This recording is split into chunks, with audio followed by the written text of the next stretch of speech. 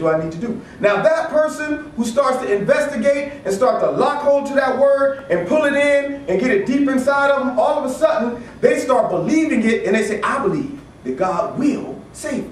I believe that the word of God is true. I never forget a young man who was tarrying for the Holy Ghost, and he was spinning his wheels week after week after week. Hallelujah, hallelujah, hallelujah. I mean, he was just going back and forth. And finally, I just stopped him at the altar. I said, listen, man, do you believe in the word of God? Yes, I do. I said, you believe the word of God is true? He said, yes, I do. I said, the Bible said they laid hands on them and they were filled with the Holy Ghost. And he said, I said, do you believe that? Yeah. I said, then I'm going to lay hands on you and be filled with the Holy Ghost. Laid hands on him, and immediately he was filled and began to pray in the most beautiful tongues. And this was over 2-3 years he had been at that altar, just spinning his wheels. Finally, he got hold to the word and said, I believe this thing. And when you really believe the word of God, it will manifest itself as power in your life. The problem with us sometimes as Christians is we believe to a degree. But then there's a certain degree when we get to say, whoa, but that's kind of tough. I mean, could you imagine how tough it would be if we didn't really have faith to believe that Moses parted the Red Sea? Can you imagine how tough it would be to believe that Jonah was in the belly of the whale for 3 days? I mean, but we as the Christians say, if God said it, then it's true.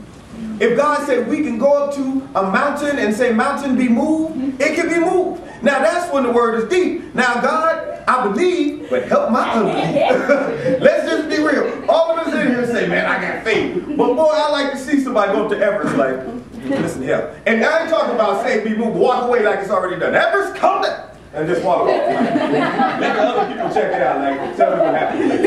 You already know what's going on. I mean, that is some amazing faith. And so we like to say, oh, I believe the word of God. But there's a point that we get blocked and we stop and say, but how much do I really believe? Can he really get me out of this jam? Can he really heal my body? And it really frustrates me because I've fallen guilty. There's been many times I prayed for somebody and I believe the word of God more for them than I do for myself. I mean, you will believe God for somebody else's deliverance more than you do your own deliverance sometimes. Lord, send the money for them. Lord, break the chains. I believe the word is true. And then you get home like, what am I going to do? Just come now, Lord. Help me. All of that stuff. So the word of God is powerful. It says, for it is the power of God unto salvation to everyone that believeth, to the Jews first and also to the Greeks.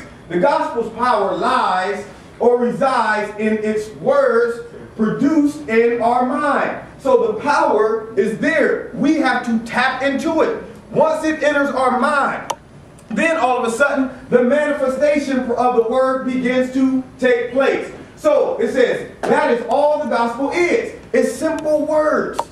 Words. Think about it like this, guys. If I was to pick up a Bible and all the pieces, all the pages were blank, it would just be a book cover with a whole bunch of blank pages. And it would just have the title Bible. But would it be the Bible? No. Once you start adding those words on it. I mean, just think when it goes through the press. Every day they make Bibles. And before that ink hits the paper, it's just paper. But what happens is God allows man to manifest his word, his thoughts, right onto that paper. As soon as it starts printing, that word becomes life. And then it's distributed out to somebody. Somebody gets it and it leaps off that page into somebody's heart and into their mind. And it begins to manifest itself in faith. And now all of a sudden, simple ink now takes life. It begins to process itself in somebody's heart. And all of a sudden, somebody gets grasp hold to it, and next you know, they're delivered. They're saved. Jokes are broken. People begin to preach what God has put on these on these pieces of paper. So the word of God is simply this. It says the gospel's power lies in... No, I read that already. It says the words that... No, I read that already. The gospel power lies and resides in its words produced... Did I read that? Yeah. The word. What did I read? Yeah, the words that I speak unto you... No, wait a minute. It says the gospel power lies or resides in its words produced in our mind. That is all. There it is. That's what it's about. That is all the gospel is words. So the words that I speak unto you, this is the Bible. It says the words that I speak unto you are spirit and they are life. This is what separates the word of God versus any other book that's been written. Because it is spiritual things. It is not coming from the mind of man. And so he said, listen, even though you're reading it in a book, it's not just literature. What this is spirit. This is coming straight out of the throne and straight out of the mind of God. And he says not only is it spiritual food, not only is it the spiritual manifestation of God's mind, but this also becomes life. Now, think about this. The Bible talks about eating the word and just internalizing it and all of these things. Listen, every single day we pick up hamburgers. We pick up all kind of pancakes. And if you're like me, you're real eclectic and you eat just stuff that don't even go together. I might grab a corn dog and a waffle and throw it back, and my wife gets mad at me. Why you eat just any random food? I thought I'd eat what I like to eat. And she said, no, you have to have a balanced meal. It needs to be one carb and then vegetables and meat. And I'm like, I eat whatever I want to eat. 3 in the morning, sometimes wake up and throw stuff down. Sometimes you eat when you don't have to eat. You ain't even hungry, food there, just eat. You know, that's what we do as people. We eat. And so we feast off of natural food. Well, the Word of God is our spiritual food. And just as we hunger and thirst after natural food, and we eat when we don't even have to eat, why not look at the Word of God like that? Why not eat the Word of God? When you sitting back like, man, I ain't got nothing else to do, right? Let me read the Bible. Let me get up in the morning and eat the Word of God first. You talking about fasting. Somebody called me and asked me about fasting. You know, man, let me tell you, that's what fasting is. It is you sitting back and saying, I'm done with natural food today, and I'm going to eat the Word of God. That is going to be my strength. That is what I'm going to survive off of, is the Word of God. If I need a little snack in between, I crack open the Bible. Yeah, get up in the morning and eat you a nice big breakfast of John 1 and 3.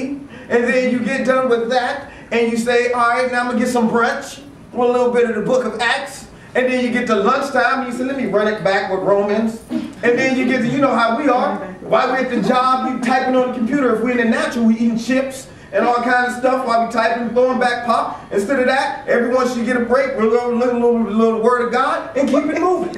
Just as we eat natural food, that's how we should internalize and gulp up the Word of God. Wow. All right, and so it says, right, those words lead us.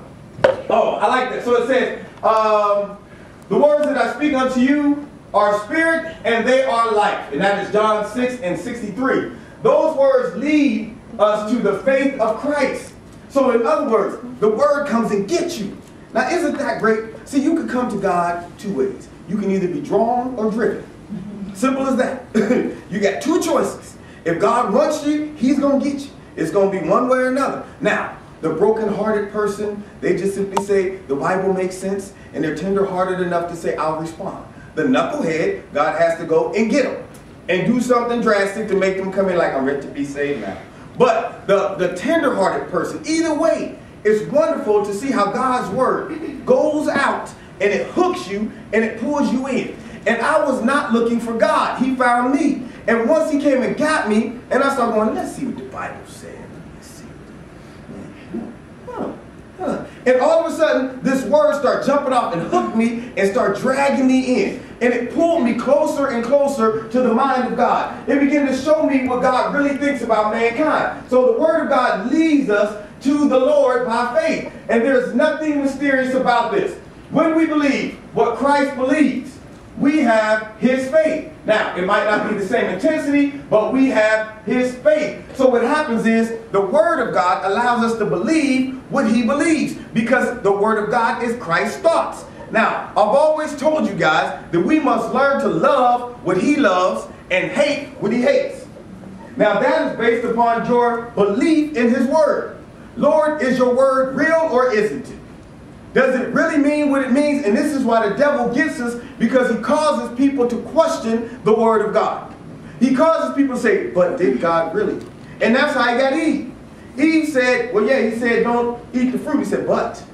Soon as you put but, what that conjunction is stating is the opposite of. It's making you say, well, let's reconsider. Let's look at some other options. Or making you question something. And so what he does is he comes and he attacks the Word of God that He put in us.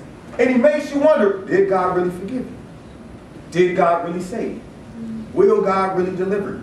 All of these things He tried to get you to question. But when you rebuke Him and say, let me tell you a little something about the Word of God. The Word of God says, if you resist the devil, he will flee from you. Now you start quoting the Word of God.